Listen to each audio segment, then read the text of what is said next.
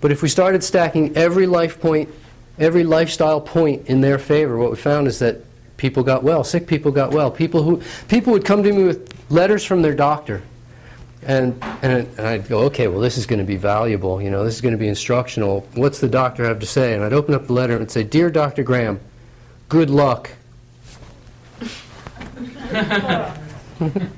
You know, okay. And anyway, we started putting a lot of attention into little fine nuances of lifestyle, really starting to see what things were, and eventually came down primarily with the terminology, to be able to describe, the vocabulary to be able to describe what I do well enough so that other people could understand, because it's a bit challenging. We've been trained, literally everyone in the room has been trained with a specific model of our understanding of how health happens, and that model is called the medical model. Now, not everybody here perhaps buys into the medical model. If you don't, you buy into the alternative medical model, which is the exact same thing. And so we've all bought it, we're trained in the medical model, which essentially says this, that the conditions, substances, forces, influences, whichever of those four apply, but that the conditions required to attain health when we are in poor health are completely different than the conditions required to maintain health when we are in good health. End of story. That's how we were trained. And so there's a war on drugs, but if you're sick, you take drugs. Radiation is deadly if it comes from Nagasaki, but if the doctor gives it to you, it's good for you. If you get scared enough, inject me with anything, do what you need, cut me, whatever it is. Milk is good for you, but if your child is sick, don't give him milk, it'll make him sick. And we live with these contradictions, that the conditions required to regain health when we're sick are completely different than the conditions to maintain health when we're well. And the people who went to the alternative routes and realized that the medical people didn't drop the ball, they just never had the ball. When it came to health and performance, that's not what they do. And instead we go, well, you know, I don't use drugs. When I get a headache, I go see my chiropractor or I go see my acupuncturist. And I go, yes, and the reason you have a headache is because of a shortage of needles in your shoulder. I mean, we know that's not the reason people have headaches. Now, eventually I came across a different way of looking at the world, which said that the conditions required to maintain health when in ill health are the same as those required to regain health when in ill health are the same as those to maintain health when we're in good health. And I call this a health model, as opposed to a medical model. And we all need sunshine, and we all need physical activity, and we all need hugs, and we all need human touch, and we all need laughter, and we all need sleep and rest and fresh air and the food that we're designed for, and on and on. And the only thing that happens is, the only differential that I make is that the conditions have to be modified to meet the needs of each individual each day. Other than that, the conditions required for health are the same either way. So with that in mind, I can then present the health model in terms of nutrition and performance, which is very simple. We have an unlimited supply of fat. Fat becomes a non-factor. A fairly thin person, if we take Christian or myself or somebody whose body fat levels are in single digits, we still have an awesome amount of fat available for human performance on any given day. If you run a mile at a moderate pace, a reasonably fit person is going to use approximately 50 calories of fat to do that. There's 3,500 calories of fat in a pound, which means that you need to run about 70 miles before you'd burn off a pound of fat. I mean, I'm sitting here at a fairly low body fat level, but I easily have 5 or 6 pounds that I could use for fuel before I'd get into any of my body fat that was really required for insulation purposes.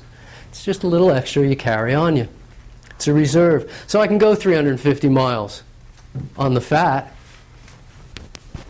Your body has an ability to store fat, and it has no ability to store protein or carbohydrate.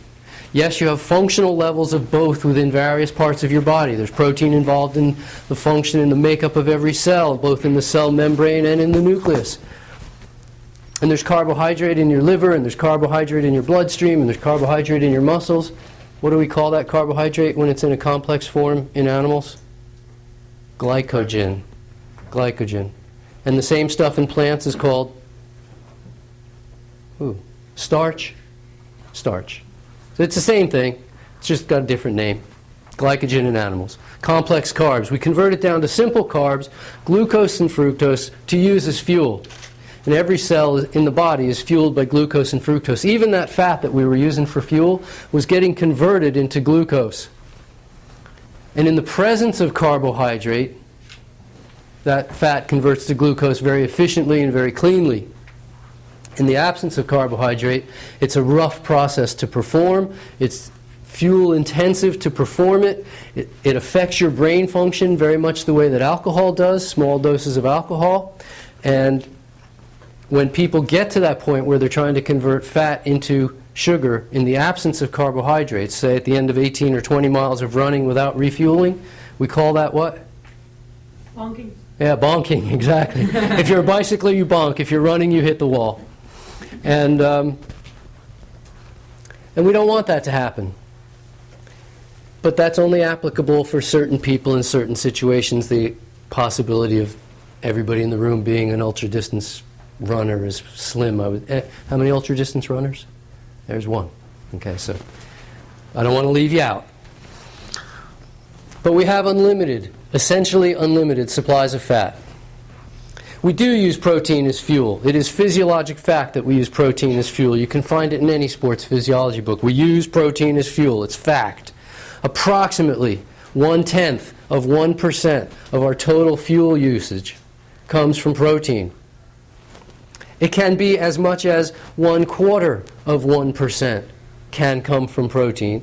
And if you starve your body sufficiently for carbohydrate, you can use even as much as 1/2 of 1% of your total fuel use for the day from protein. Yes, you do use protein, but on average it's only 1/10 of 1%. If a typical lady in the room uses 2,000 calories, 1% of that being 20 calories, 1/10 of that being 2 calories, we're talking about 1/2 gram of protein per day is typical. 3/4 of a gram for a guy is all we're talking about. It's not a lot of protein usage. We'll get left with carbohydrate. Carbohydrates become an issue. Essentially, in sports performance, we've been taught by the TV commercials that there's really only 3 issues, aren't there? There's sugar, there's minerals, and there's water. And that's all I want to talk about for a couple of minutes, is sugar, minerals, and water. Carbohydrate, minerals, and water. Now when I say sugar, please understand that complex carbs are also sugar, but they're just not sweet tasting sugar. They taste bland.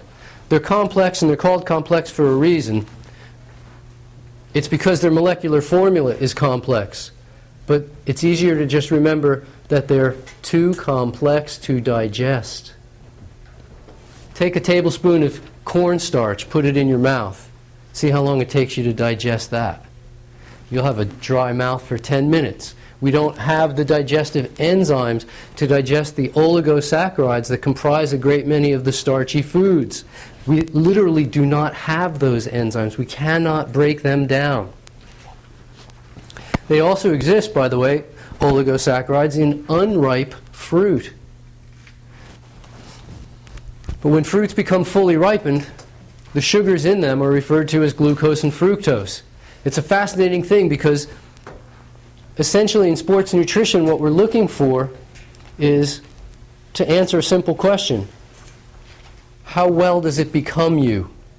How quickly does it become you? In order to become you, it's got to go through a couple of stages. It's got to go through digestion, it's got to go through absorption, and it's got to go through assimilation.